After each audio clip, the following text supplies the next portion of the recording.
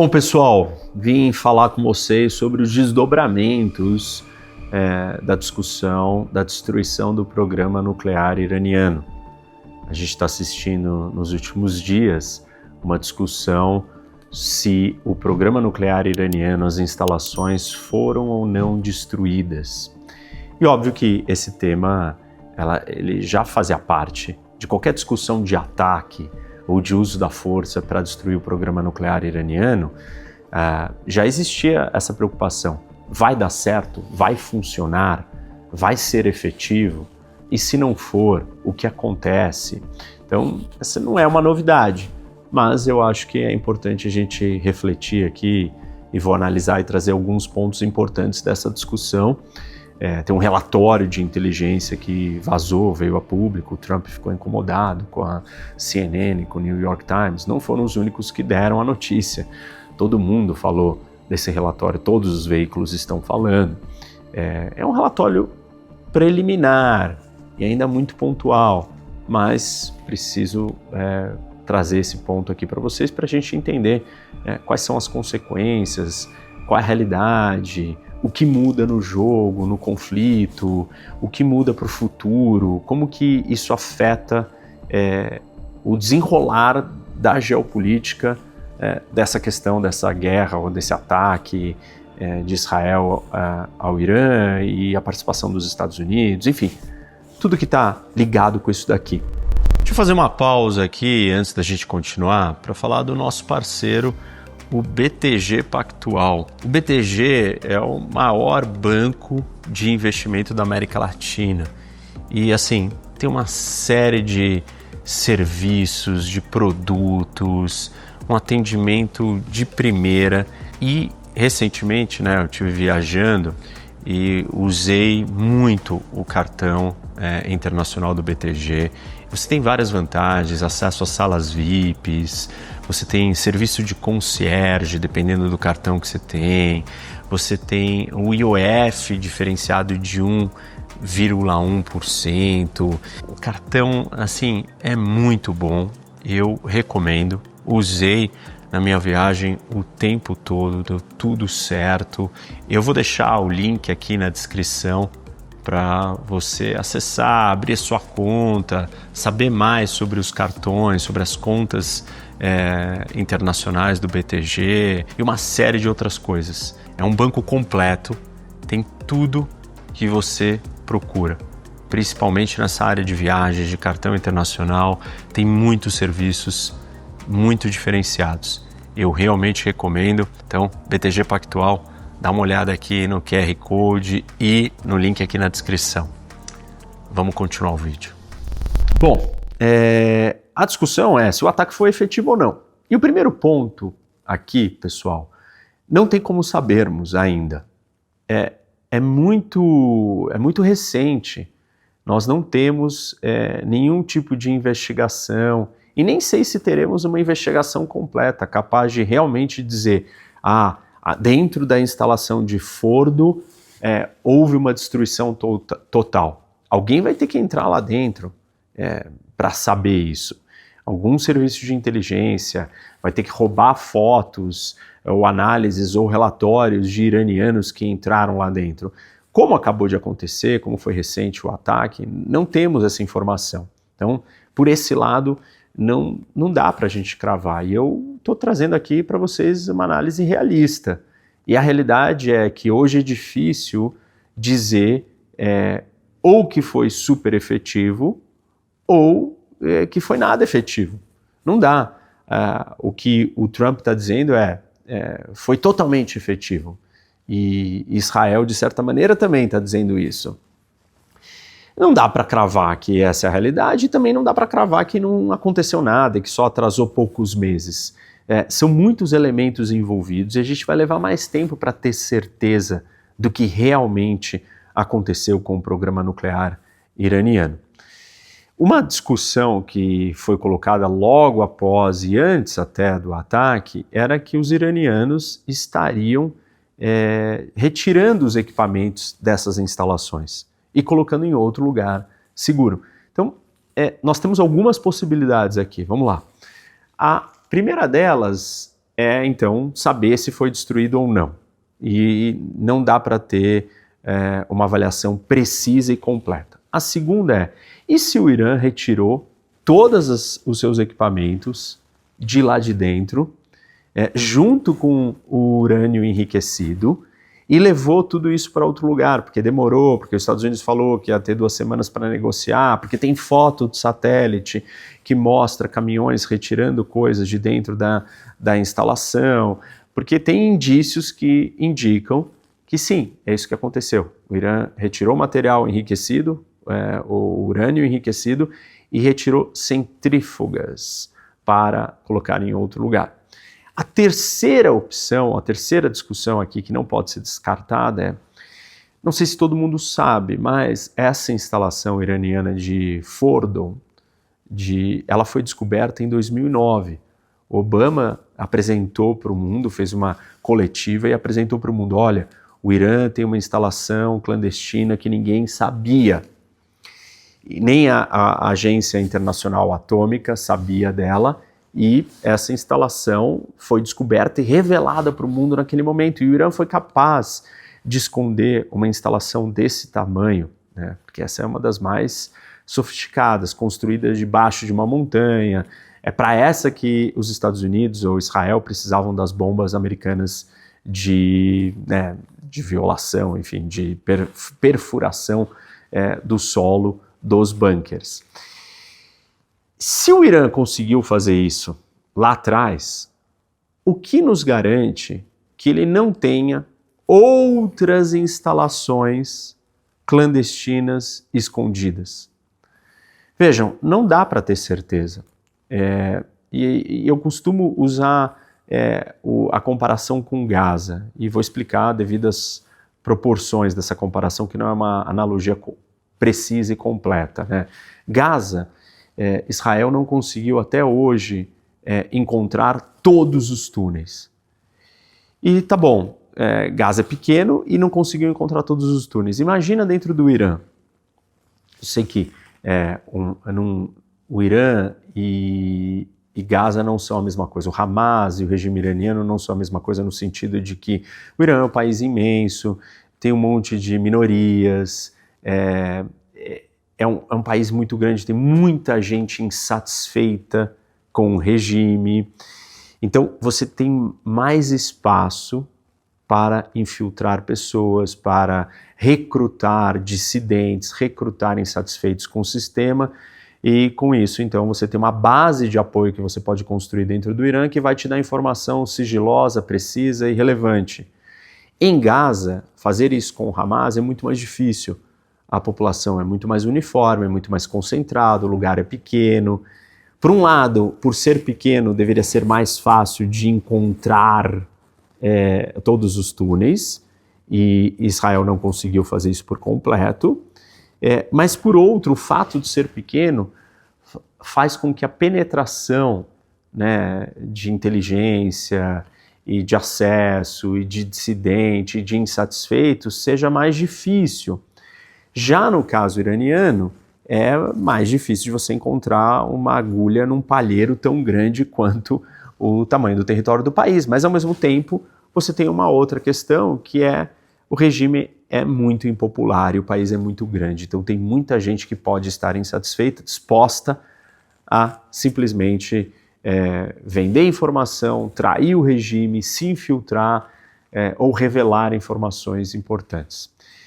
Tudo isso para dizer que não dá para a gente ter certeza absoluta que o Irã não tem outras instalações.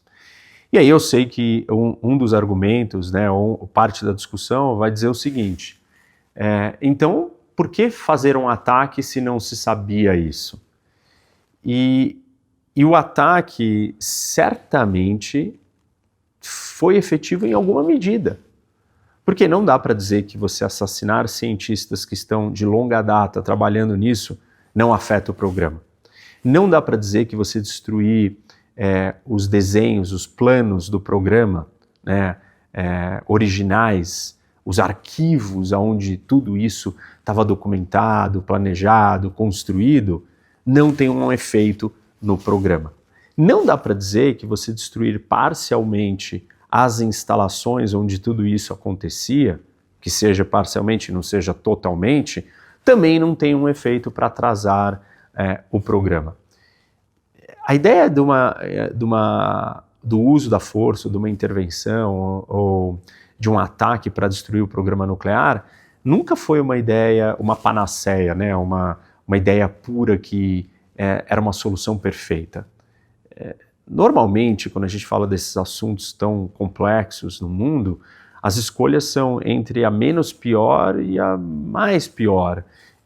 Então, assim, a escolha de atacar, ela levava em conta que poderia não ser fácil, poderia não ser perfeito, mas ainda assim ela foi tomada por entender que se você deixasse o regime iraniano livre para fazer o que quer, isso poderia acabar causando uma facilidade para o regime do Irã.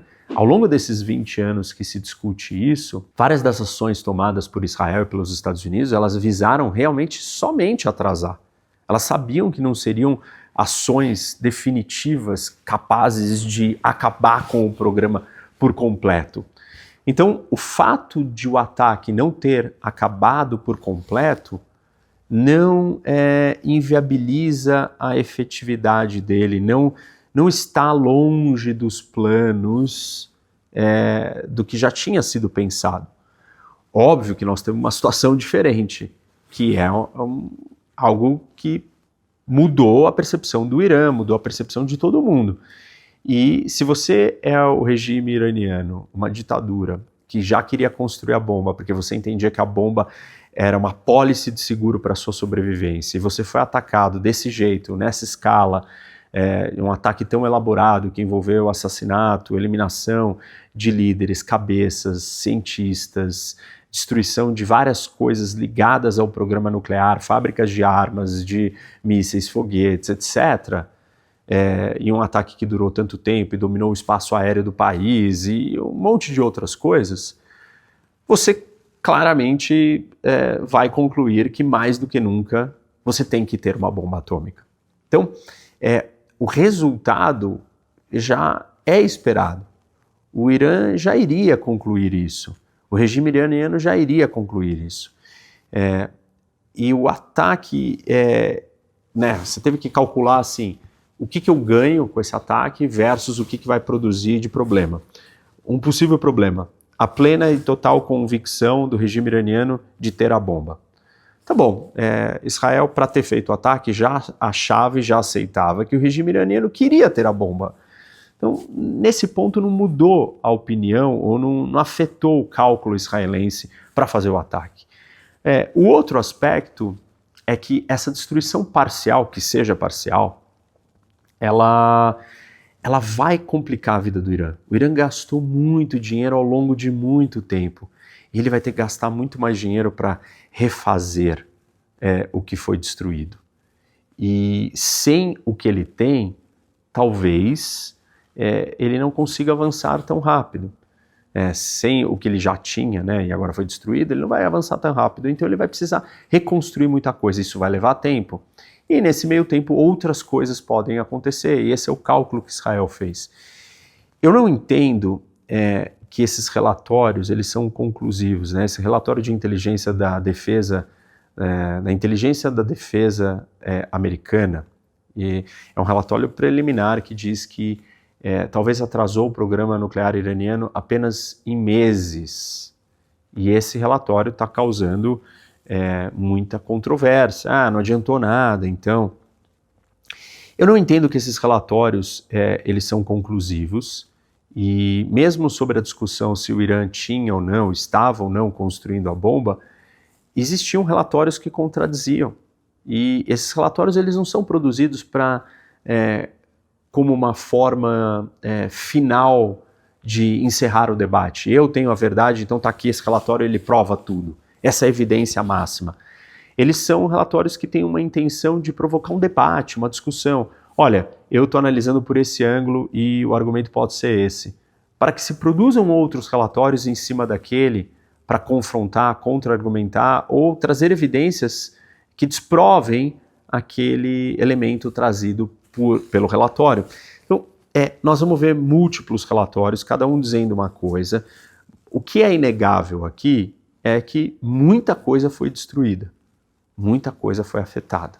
Então, não dá para achar que isso não tem um impacto no programa nuclear iraniano. Tem. Agora, se me perguntarem, resolveu, Rock, resolveu o programa por completo, o Irã não é mais uma ameaça, a ameaça nuclear ela não existe mais? A resposta é não.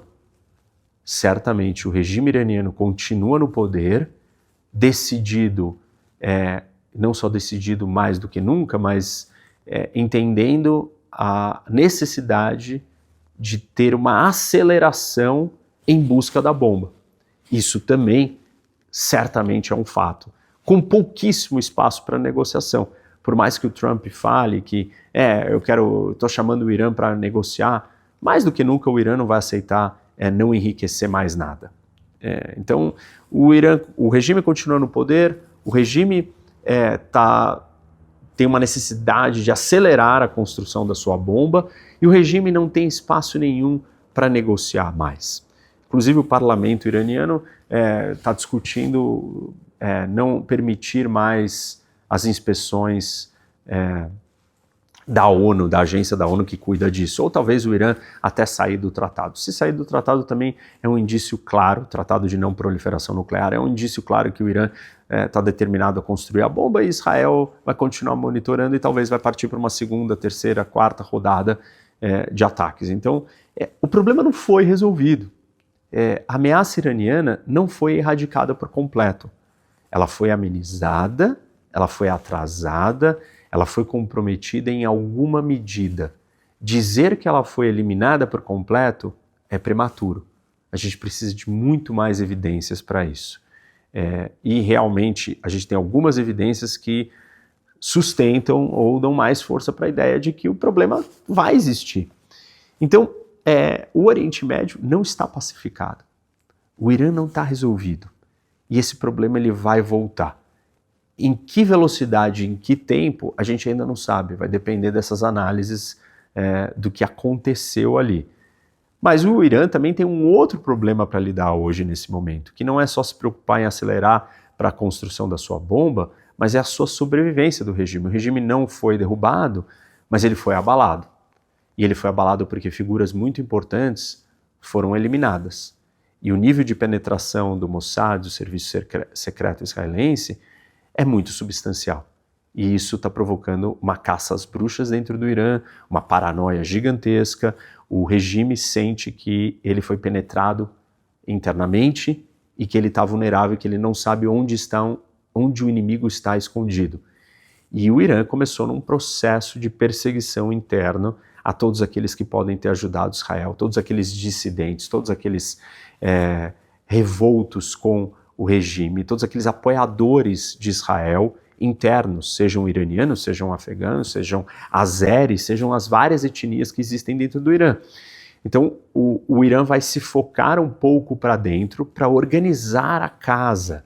O Irã vai precisar de tempo para deixar tudo em ordem, limpar, ter certeza que ninguém é um traidor, que ninguém está comprado, que ninguém está ligado a Israel. E isso vai ocupar o tempo e a energia do Irã. Então, essa é um pouco da realidade do que está acontecendo. É isso que a gente tem nesse momento. Uma discussão também relevante ligada com tudo isso, então deveria ter derrubado. Sim, derrubar o regime seria uma coisa mais efetiva de uma vez. Isso não aconteceu porque o Trump não permitiu que Israel fizesse isso. Israel conseguiu muitas concessões do Trump para fazer isso, né? Por mais que Israel tenha iniciado a sua operação sozinha, tenha conquistado vários objetivos sozinho, no final os Estados Unidos veio, como eu falei para vocês na live, né, com a cereja do bolo ali e fez o bombardeio final, a grande parte das coisas foram feitas por Israel. Mas foram feitas porque os Estados Unidos também deu sinal verde e o Trump bancou essa ação de Israel. Bancou no sentido de, tá bom, eu vou te apoiar, pode ir lá e pode fazer. E aí quando o Trump diz, só que não pode derrubar o líder supremo, aí nesse sentido Israel então não pôde continuar. Derrubar o regime teria sido talvez a solução final dessa história. Um novo regime ia estar preocupado em governar o país, em chegar no poder, em ganhar legitimidade, em transformar a economia, fazer as reformas necessárias para a sociedade iraniana, ganhar a aprovação popular, fazer um monte de outras coisas, e não estaria focado nessa obsessão do que esse regime estava com essa história da bomba atômica. Seria o melhor dos caminhos. E por que os Estados Unidos não aceitou? O Trump ele continua sendo avesso a guerras. E ele continua não querendo criar guerras que possam fugir do controle. Uma mudança de regime pode fugir do controle. E a gente tem que analisar e comparar com o que aconteceram com outros regimes que foram derrubados. Por exemplo, o regime na Síria, o regime demorou para o da Síria ser derrubado, mas quando derrubou, durante esse processo de sangramento ali, o Gaddafi na Líbia, Afeganistão, no Iraque, o Saddam Hussein. Uma coisa que a gente precisa fazer uma distinção importante aqui é que o Irã, ele não é a Líbia, não é a Síria, não é o Iraque. A civilização persa iraniana, ela é uma civilização milenar. A identidade nacional é muito mais forte. Não é que o regime iraniano, quando não tiver um governo, ele vai colapsar e virar uma grande guerra civil. Mas, por outro lado, o Irã não é composto somente de persas. Você tem várias outras etnias. Os azeres, que são o povo, né, etnicamente conectado com o Azerbaijão, eles compõem uma grande parcela da população do Irã. E certamente eles preferiam não fazer parte do Irã e se juntar e retomar a criação do grande Azerbaijão. E nós estamos falando talvez por volta de 20% da população iraniana. E então essa parcela dessa população pode, numa situação como essa, querer se separar e aumentar o tamanho do Azerbaijão. Isso abre um espaço para discussões e para instabilidades na região e num país tão grande como o Irã, que pode ser um problema sem tamanho, sem fim para os Estados Unidos. E aí é a cautela e o receio do Trump em aceitar uma mudança de regime dentro do Irã. Você tem outros grupos ali, os próprios curdos, que são um problema para a Turquia, que são um problema na Síria e no Iraque, eles também são uma questão dentro do Irã. E um Irã fragmentado, fraco, sem uma autoridade central, porque o regime caiu, é um Irã que permite que esses curdos também sigam outro caminho. Então tem vários outros grupos que se separariam. O grosso da população de persas, essa não necessariamente se romperia, né, ou brigaria, ou se dividiria, como aconteceu em outros lugares. O Irã se manteria intacto, mas não é também uma transição suave, é uma transição incerta. E quem vai ser esse grupo? Cadê essas forças de iranianos que querem dominar o país ou controlar o país de volta? E os outros iatolás que não são tão linha dura contra o Khamenei, como o Khamenei, eles não vão fazer isso, eles vão aceitar, eles vão ficar calados. Vai vir o quê? Uma monarquia do Shah de volta, que já era corrupto, já tinha os seus problemas também. Qual que é o modelo para o Irã? É uma democracia de verdade? Cadê os partidos? A gente já sabe que a democracia não é ligar uma chave e desligar. Então, essa parte que talvez, do ponto de vista para resolver a questão nuclear, fosse muito importante, ela traria várias outras consequências que os Estados Unidos não queria e Israel não fez. Então, isso não avançou.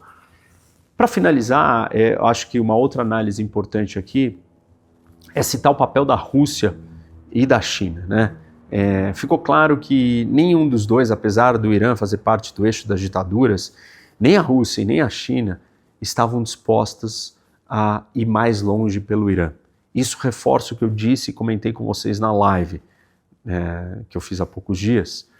O Irã é o mais distante dos 4 do eixo das ditaduras.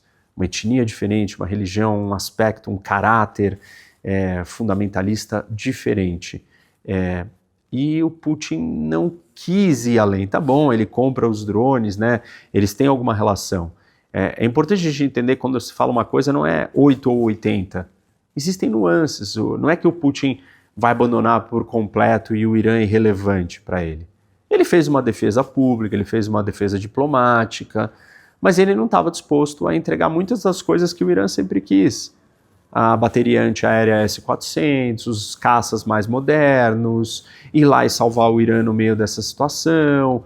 O Netanyahu ligou para o Putin tem um apreço por Israel pela quantidade de russos que migraram para Israel, israelenses que falam russo, isso agrada o Putin. Então, não é muito óbvio que a Rússia estaria disposta a entrar nessa briga, sem falar todos os problemas que a Rússia tem, né, na sua guerra, própria guerra, como o Trump falou e comentou, né, ele fez uma tirada com o Putin, né, dizendo, você está falando da guerra do Irã, cuida da sua guerra que você nem resolveu ainda.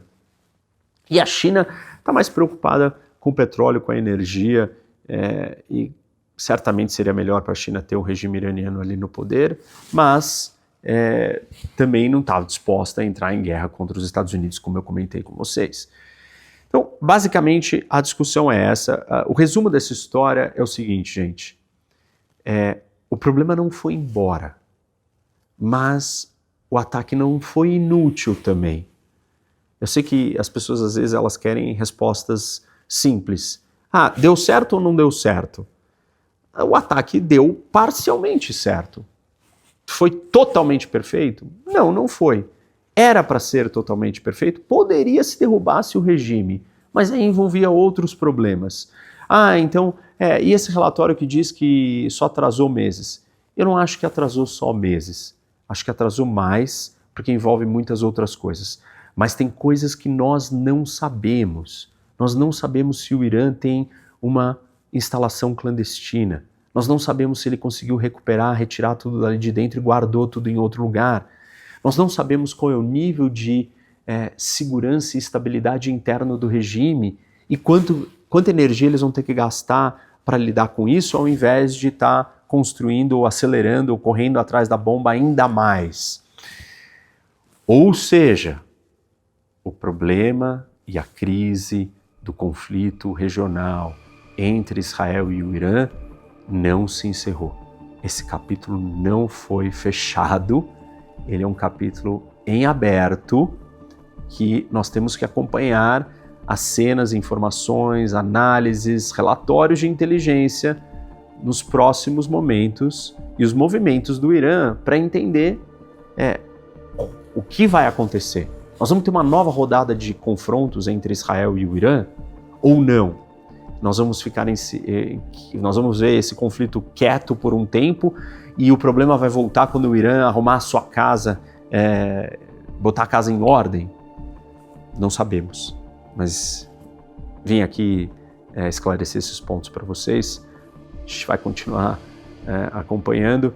Não esquece, sigam o canal, pessoal, dá like aqui no vídeo, compartilha, ativa o sininho para você receber a notificação que um vídeo foi postado e até a próxima.